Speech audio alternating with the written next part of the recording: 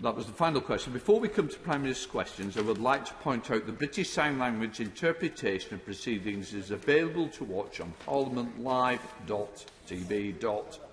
We now come to questions to the Prime Minister, and we're going to start those questions with Andy Slaughter. Question number 1,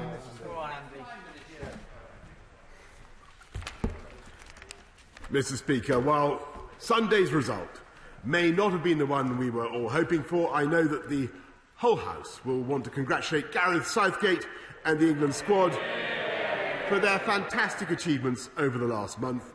The nation is proud of each and every one of them. Mr. Speaker, this morning I had meetings with ministerial colleagues and others. In addition to my duties in this House, I shall have further such meetings later today. Andy Slaughter. Thank you very much, Mr. Speaker. Can I second the Prime Minister's support for our outstanding England team and players, but perhaps say that it's a pity it didn't come sooner from him and we all know the importance of double vaccination, especially against the Delta or Johnson variant of the virus. But in Hammersmith and Fulham, despite the hard work of our local NHS council and volunteers, only 36% of adults have been double jabbed. So will the Prime Minister think again before recklessly removing all barriers to infection and transmission on the 19th of January? Will he keep the regulations on mask wearing and, like the Mayor of London, keep fighting the virus until it's beat? Mr. Speaker, if we had followed the honourable gentleman's precepts, and I remember, of course, he campaigned vehemently to stay in the European Union, we would not have achieved the fastest vaccine rollout of any European country and have vaccinated the highest proportion of any European population, Mr. Speaker. That is the reality. And as for his criticism of the roadmap, Mr. Speaker, I respectfully point out to the honourable gentleman the month is July, not January, Mr. Speaker. We now come to Father of the House, Sir Peter Bottomley. Mr. Speaker, it should be obvious that the Cabinet is as inclusive as the English football team, and some of these criticisms, I think, are misplaced. Can I welcome, Mr. Speaker, your words at the beginning of Tuesday's debate and the Prime Minister's first paragraph on the Treasury Minute from Monday? Can we agree that a vote in this House does not amend an Act of Parliament passed by both Houses? Are we expecting a similar debate in another place? And can I suggest to the Prime Minister that instead of leaping from point 5 to point 7 at some stage in the future, we step towards it, because a 40% increase in 1 year is ludicrous, and perhaps the Chancellor can consider going to 5.5, 6, 6.5 and then 7. Thank you. I thank the right honourable gentleman, my honourable friend, very much for his opening point. And just on on odour, of course, I can give him this reassurance. We will continue to follow the law, and he will have heard clearly what both my right honourable friend, the Chancellor, had to say from this dispatch box, and what I said as well. We want to return to point 7 as fast as we can when fiscal conditions allow. We now come to the Leader of the Opposition, Keir Starmer. Thank you, Mr. Speaker. Can I start by thanking the England football team for everything they've given this country over the last 6 weeks. I'm so proud of this young, diverse and humble team and everything that it represents. Mr. Speaker, they're the very best of modern Britain, everything that I know this country can be. Does the Prime Minister think that it was wrong to criticise the England team's decision to oppose racism by taking the knee as gesture politics? I agree very much with what the right honourable gentleman said about the England team. And I repeat, I want to thank each and every one of them for what they did, their incredible campaign they ran in the Euro 2020 Championships. And they do represent the very best of our country. And I repeat that I utterly condemn and abhor the racist outpourings that we saw on Sunday night. And so what we're doing is today taking practical steps to ensure that the football banning order regime is changed So that if you are guilty, Mr. Speaker, of racist abuse online of footballers, then you will not be going to the match. No ifs, no buts, no exemptions and no excuses. Keir Starmer. Mr. Speaker, I'm sorry, that just won't wash. And it rings hollow. On the 7th, remind the Prime Minister and the House, on the 7th of June, the Prime Minister's spokesperson said this: on taking the knee, specifically, the Prime Minister is more focused on actions rather than gestures. On the 14th of June, the Home Secretary said, I just don't support people participating in that type of gesture politics. The Conservative MP for Bassetlaw called it a ridiculous, empty gesture. So there's no point of pretending that these things weren't said. The England footballer, Tyrone Mings, said that Labour Party member I hear shouted out. Is that really the response? Is that it? Tyrone Mings said, and the House might want to listen, he said this: labelling anti-racism messages as gesture politics serve to stoke the fire of racism and hatred. Prime Minister, they're powerful words from someone who has himself been subjected to racist abuse. He's right, isn't he?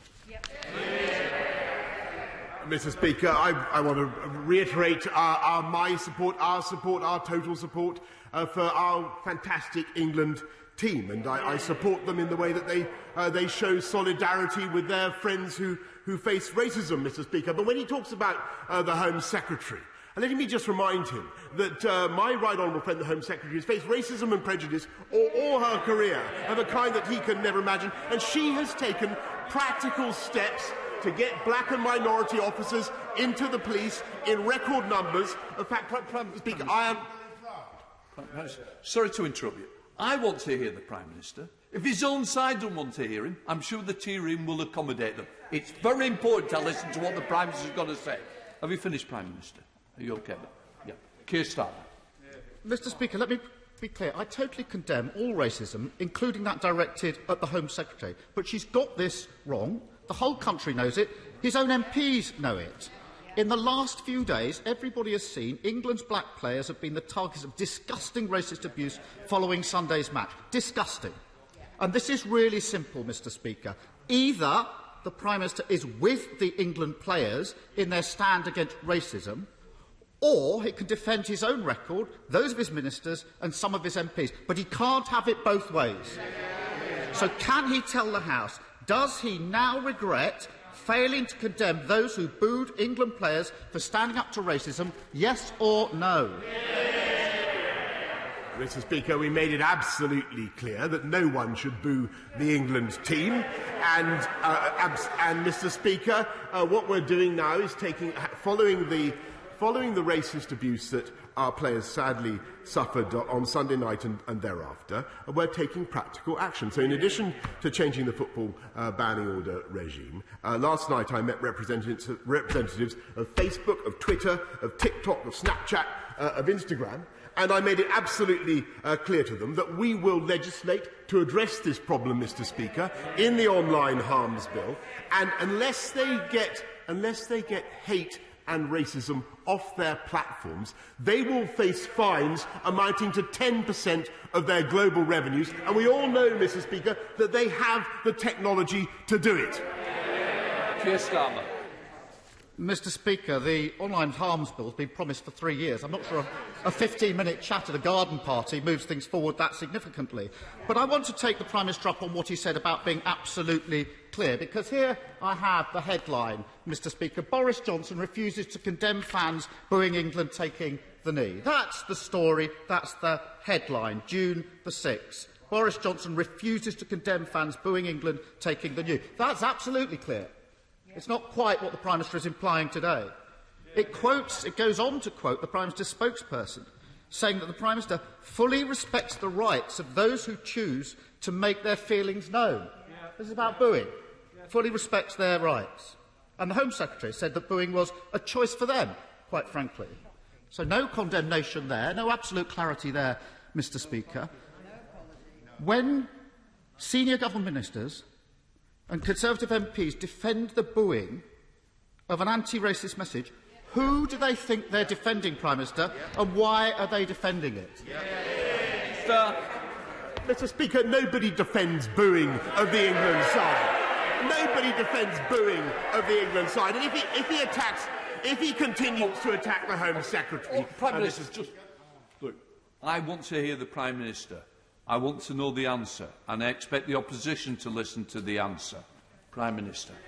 Well, thank you, Mr. Speaker. We love and admire the England side and what they did. They represent the best of our country. Nobody defends booing the England side, Mr. Speaker. But what the Home Secretary has been trying to do all her life is not just to fight racism, but to take practical steps to advance the cause of black and minority ethnic groups, which he has done successfully, notably in the police. And since, Mr. Speaker, he's chucking this kind of thing around, could I ask him now to retract this leaflet produced by the Labour Party during the Batley and Spen by-election, which was condemned by his own MPs as dog whistle racism, Mr. Speaker?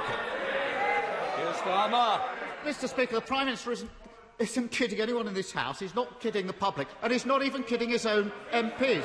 Let me quote the Conservative MP for Plymouth Moor View. Conservative MP, the painful truth, says the Conservative MP for Plymouth Moor View, is that Tyrone Mings is completely right. I am very uncomfortable, he says, with the position we Conservatives are needlessly forcing ourselves into. So, Prime Minister, behind you they don't believe you, and neither do we. Mr. Speaker, we can all see what's happened here. The government has been trying to stoke a culture war, and they've realised they're on the wrong side. And now they hope that nobody's noticed. Why else would a Conservative MP boast that he's not watching his own team? Why else would another Conservative MP say that Marcus Rashford spends too much time playing politics when he's actually trying to feed children that the government won't? And why will the Prime Minister refuse time and time again, even now, to condemn those who boo our players for standing up against racism? Mr. Speaker, what is it that this England team symbolises that this Conservative Party is so afraid of? Mr. Speaker, I think the House will judge for themselves the quality of the question that the right honourable gentleman has just put.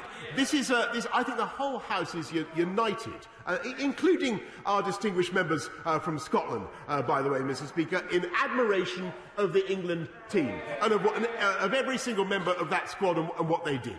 And we stick up for them, Mr. Speaker. And what we're doing is taking practical steps to fight racism, changing the football banning order regime, fining the online companies, and, by the way, we will use more legislation if we have to, just as we use the threat of legislation, Mr. Speaker, to stop the European Super League. And we will get on. We will get on with delivering for the people of this country. We will get on with vaccinating the people of this country while they continue to vacillate.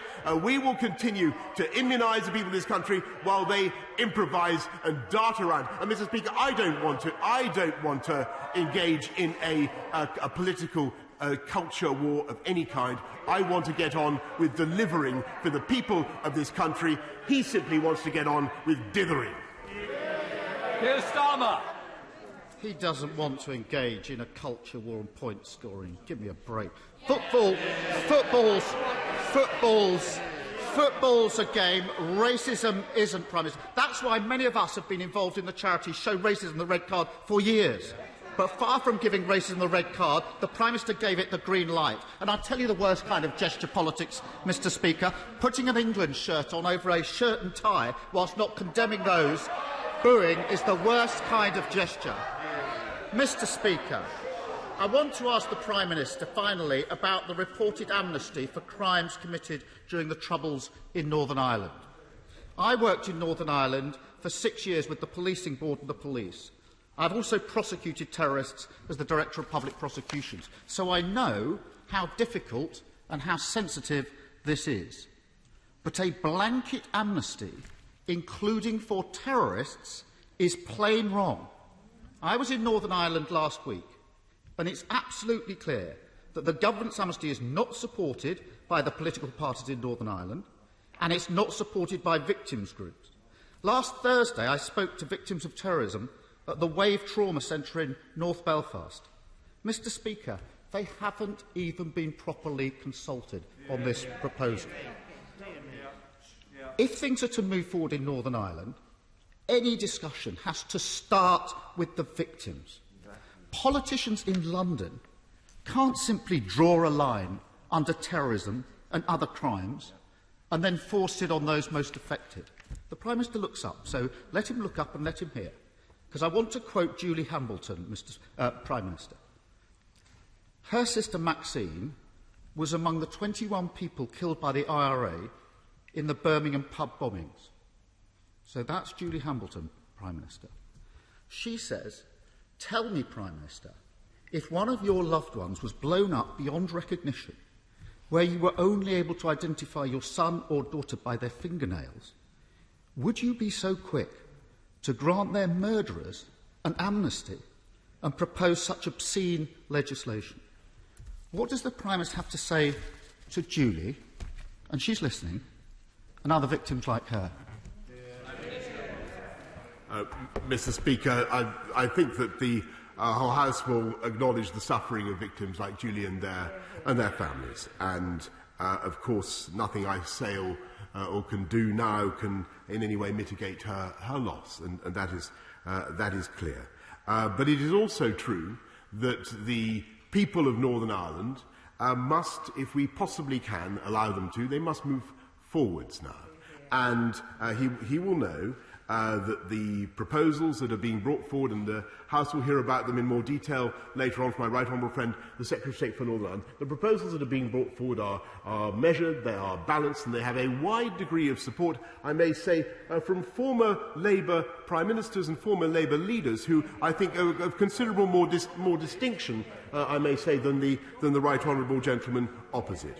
And he will recall that it was under that Labour administration that many terrorists were unfortunately given effectively an amnesty, and they were allowed to escape the full consequences of their crimes, as he knows very well, and that is the reality, whilst the sad fact remains that, and this is of course no consolation to people like Julie, but the sad fact remains that there are many members of the armed services who continue to face the threat of vexatious prosecutions well into their 70s and 80s and later. And we are finally, Mr. Speaker, bringing forward a solution to this problem, to enable the province of Northern Ireland to draw a line under the Troubles, to enable the people of Northern Ireland to move forward. And I think someone with greater statesmanship and clarity of vision would have seen that, Mr. Speaker, and given these proposals a fair wind. Bell. Thank you, Mr. Speaker. Mr. Speaker, the scandalous situation at Wally's Quarry landfill in my constituency with the noxious gas emissions is, I'm afraid, continuing. To date, there has been no apology from the operator, Red Industries, and no credible explanation for the odour that is blighting the lives and the health of so many of my residents. So what assurances can the Prime Minister give me today that every effort will be made to speed up the works that have been mandated by the Environment Agency, that we will get a deadline as to when we can expect this awful situation to be resolved, and that those responsible are held fully to account? Stop the statement. Mr. Speaker, I yield to no one in my admiration for the Environment Agency, but in this case, Mr. Speaker, I thank my honourable friend because they are not, in my view, sorting this problem out fast enough. I am fed up with this being raised with me. We must stop the stink, and I want the air around Wally's Quarry to be of alpine freshness before too long. Ian Blackford, the SNP leader. Thank you, Mr. Speaker. Let me begin by congratulating the England team for reaching the final, an incredible achievement. But the tragedy of the tournament was the undercurrent of racism that was ultimately targeted at three young men, Rashford, Sancho and Saka. Mr. Speaker, wherever there is racism, it falls on all of us to face it down and to call it out. And it is shameful that it took until last night for the Prime Minister to meet with the main social media companies and finally wake up to the fact that those who publish and promote vile, racist online abuse need to be faced down and sanctioned. So, can the Prime Minister tell us what sanctions he thinks would be appropriate for someone who publishes racist content. And it is shocking even to have to say this out loud.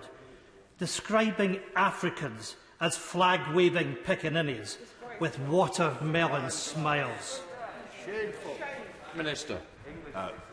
Mr. Speaker, I've commented many times about the words that I've said in the past, and I think the House understands how. I think the House understands how you can take things out of context, Mr. Speaker. I think people do understand that, but what they also understand is that there is a chance now to hold these internet companies to account and to make sure that they face fines running to 10% of their global income if they fail to take hate and racism off their platforms, so to speak. And I hope, actually, that the Scottish Nationalist Party will support it.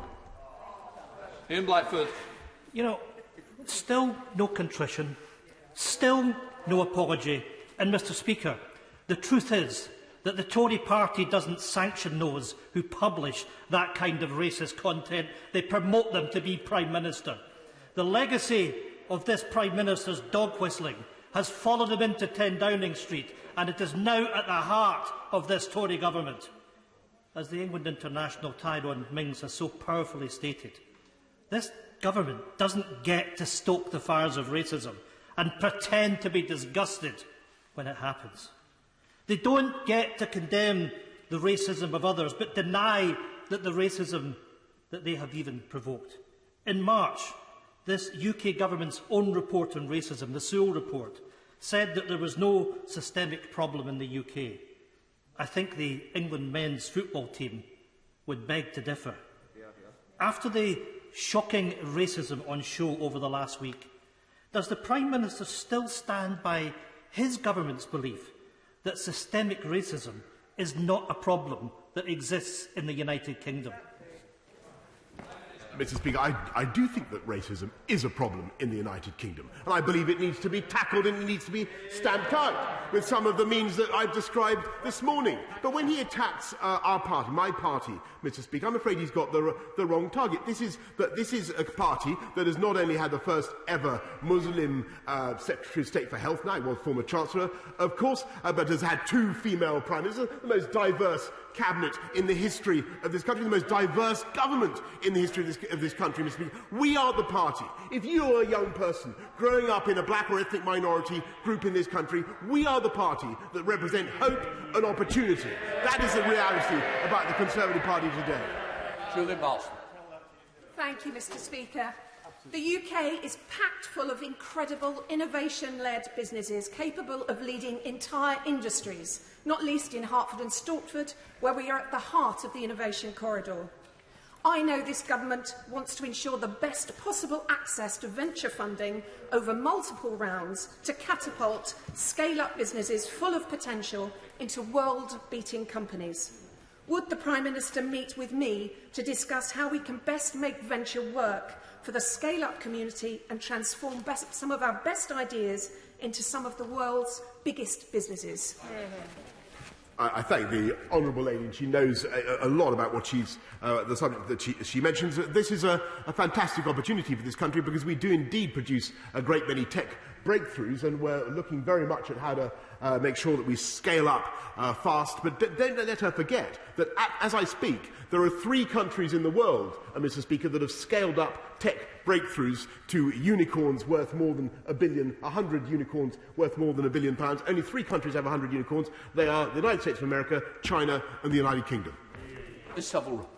Cyfalaf, for over 7 years, Plaid Cymru has been calling for the gargantuan HS2 railway to be treated as an England-only project so that Wales gets our fair share. Not a single inch of track will be in Wales, but we're footing the bill. Today, the Welsh Affairs Committee backed our call, calling the UK Government's categorisation of HS2 in relation to Wales as unfair and biased. Will the Prime Minister today right this wrong, respect the Welsh Affairs Select Committee and ensure that Wales, like Scotland, receives our fair share from HS2. Normally I have a great deal of respect and interest in what the Honourable Lady says, but actually in this case she's missed what the government is doing for transport connectivity in Wales and to Wales, something about which I know that she's as passionate as I am. Look at what we're doing in the Union Connectivity Review with the A55, with the North Wales Railway corridor into Liverpool, and look at the M4, Mr. Speaker. Never let it be forgotten that it was the Welsh Labour government, not her fault, of course, because she's plied, but it was the Welsh Labour government, Mr. Speaker, that spent £144 million on a study, and then didn't even do the diversion. Let's go to Dr. Matthew Offord. Matthew. Thank you, Mr. Speaker. The circumstances of Jewish burials around the world is a sensitive and important issue to my constituents, and as such to me.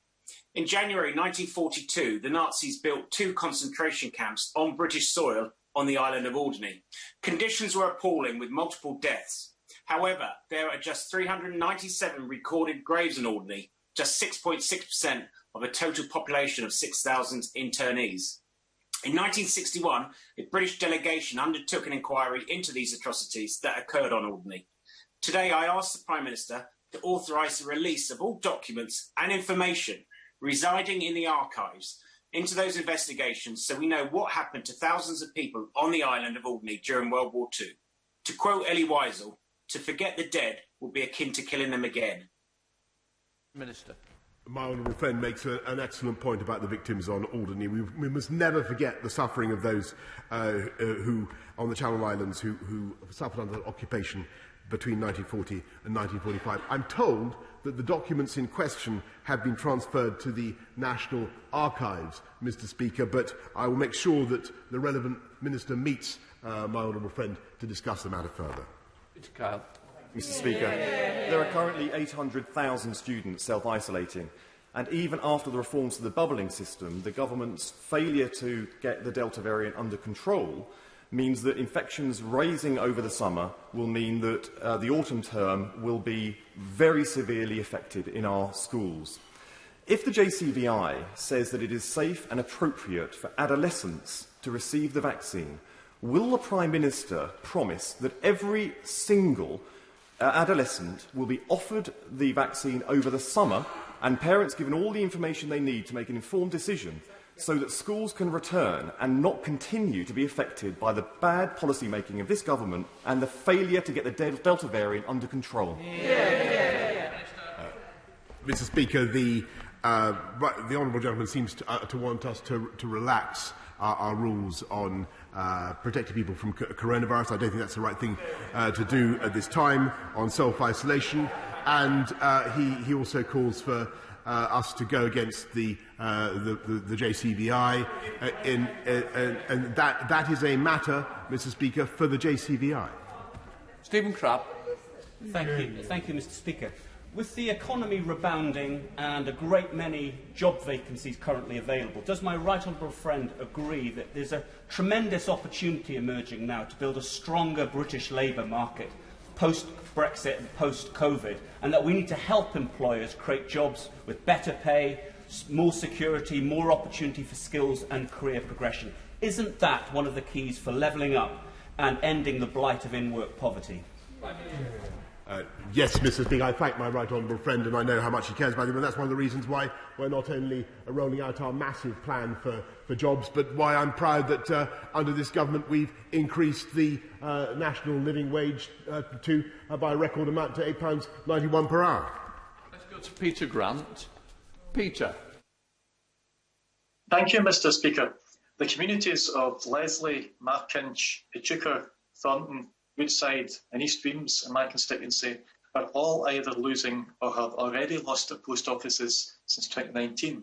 In addition, constituents in Coltner, Balgony, Windigates, Cadham, Methil, Buckhaven and Methil Hill have all had the disruption of temporary closures or relocations, and the post office at Glenwood is currently closed until further notice.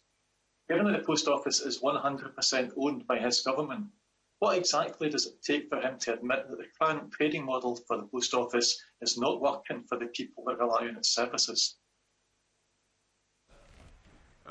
Mr. Speaker, the treatment of the post office, the masters, the sub-post masters in the recent computer malfunction was, I'm afraid, appalling, and I've made that clear. When it comes to protecting and supporting post offices, particularly rural post offices, which I think is what he was driving at, this government will do everything it can to protect them. Let's go to Angela Richardson. Angela. Mr. Speaker, too noisy, too much air pollution and too much time wasted sitting in traffic impacting productivity. The A3 as it narrows through Guildford has been the cause of frustration for decades. According to Highways England, there are no more sticking plasters, which is why I'm calling for the A3 to be tunnelled under Guildford. Does my right honourable friend agree with me that as we build back better after the pandemic, investment into major road infrastructure solutions will be an important part of delivering on the levelling up agenda right across the whole country? Minister. I thank my honourable friend. I know the stretch of road that she refers to very well, as I'm sure many members across this House do as well. I would love to be able to click my fingers and say that we could tunnel under Guildford. All I can say is, Mr. Speaker, in all candor, we will certainly look at it. But honourable members should be in no doubt that we're spending record sums, £27 billion on improving England's strategic roads, part of a £640 billion biggest, best ever package of infrastructure investment in this country. Let's go to Howell Williams. Howell. Thank you, Mr. Speaker. Many people are aghast at the potential consequences of trashing English COVID regulations in a triumphalist prime ministerial crash attack. Wales's regulations, to be announced today, are expected to take a cautious and measured approach. Will the Prime Minister make it clear that those visiting Wales this summer must stick to Welsh laws, and that on COVID regulations he can only speak for England? Prime Minister. Yes, of course, Mr. Speaker, and I think that people should stick to the rules and the guidance wherever they are, and I think he's absolutely right to talk about a cautious and a measured approach. John Penrose. Mr. Speaker, the Prime Minister will have seen that two recently published Government Commission reports, mine into competition policy and the Task Force on Innovation, Growth and Regulatory Reform, both make the same two recommendations to inject fresh energy into our better regulation regime so we can deliver our Brexit ambition of replacing ponderous EU regulations with simpler, digital and less burdensome UK equivalents without reducing quality standards in the process. So, will he take this opportunity to unleash a big post-Brexit better regulation dividend by declaring his enthusiastic support for a strong new one-in, two-out regime with no loopholes or exceptions right here today? Yes, Mr. Speaker, and I think it is obvious that the UK has a massive amount to gain, not just from his report, which I much enjoyed, as I told him I thought was excellent, but also from the Tigger report, the Task Force on reducing regulation, and I thank them for that, and they'll be seeing, he and they will be seeing a lot more in the next few weeks. Let's go to John Nicholson. John. Thank you, Mr. Speaker, sir. Yesterday, at the Prime Minister's instigation, 333 Conservative members of this House, including some of its wealthiest, voted to deprive some of the world's poorest children of clean water. Education for girls programmes we guaranteed will be slashed. Polio eradication schemes too. Most people go into politics to make the world a better place, but the Prime Minister seems to be an exception. As he reads of the anguish his decision has caused, and as the father of a young child, doesn't he feel the merest hint of shame? Mr. Speaker, I think the people of this entire country should be immensely proud of what the UK is doing abroad, whether it is educating millions of girls with an increase to support for female education, whether it is helping the countries around the world to tackle climate change with £11.6 billion of investment, or helping refugees in Yemen or Syria or Ethiopia with £900 million. We're spending £10 billion a year on overseas aid alone, Mr. Speaker, to say nothing of what we're doing with vaccines. The whole country should be immensely proud of what the UK is doing in spite of this pandemic. Let's go to Faye Jones. Faye. Thank you. Mr. Speaker, I'm sure you will know the Green Man Festival, which is an incredibly popular international music event, which takes place in Crickhowell in my constituency. The festival organisers have gone to great lengths to ensure the event is COVID secure, but the Welsh Government refuses to give them the green light to go ahead as a test event, unlike similar events in England. So will my right honourable friend help us by giving the Green Man Festival his full support and encourage the Welsh Government to get behind the festival at long last? Prime Minister. Well, Mr. Speaker, I haven't been invited to attend the Green Man Festival, but it sounds great. She's obviously my honourable friend's obviously a big fan. I will do what I can to pass her message along. I thank her for campaigning for Wales and for the Green Man Festival. Mr. Speaker, my constituent Jackie Davis was diagnosed with a type of blood cancer in April, which prevents her immune system from developing antibodies against COVID. Jackie wants to live as normal a life as possible and to do everyday things like going shopping, but she's terrified and she thinks that the rapid lifting of restrictions on Monday is putting her at risk. With the Delta variant about to spike due to the government's decision to lift restrictions, particularly the requirement to wear masks in public places, what's his message to people in Jackie's situation? Will he rethink his reckless gamble of lifting all these restrictions on Monday? And yes, Jackie did support staying in the EU.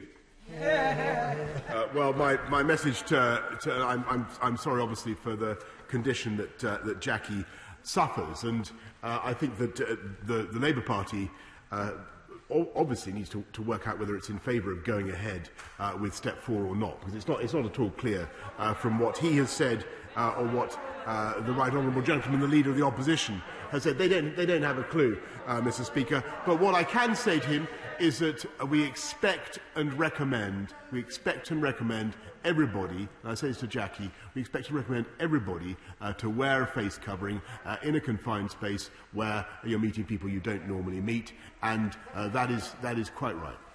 Final question, Nikki Aiken. Thank you, Mr. Speaker. Last week I met with the Reading Agency that is about to launch its annual Summer Reading Challenge and hopes to reach 1 million children, primary school children, this year. What a great excuse to go to one of our brilliant libraries and take part in the COVID education catch-up. With this in mind, would my right honourable friend join me in encouraging every child across the nation to take part in the Summer Reading Challenge, pick up a book and read back better? Yes. I thank my honour. She's quite right, and there couldn't be a better campaign for the summer. We put 1.9 million of support into the reading scheme that she mentions, but of course there's 200 million going into the Holidays Activities Fund, and there couldn't be a better, more useful, happier way of occupying your time on holiday than by reading a good book, Mr. Speaker. Can I just gently say to all leaders that in the end I've had to cut off quite a few backbenchers because of the amount of time that's been taken up at the beginning. Can we think about those as well? It's so important that they get their questions heard. There's no points for order from that. I'm now suspending the House for 3 minutes to enable necessary arrangements for the next business period. Order.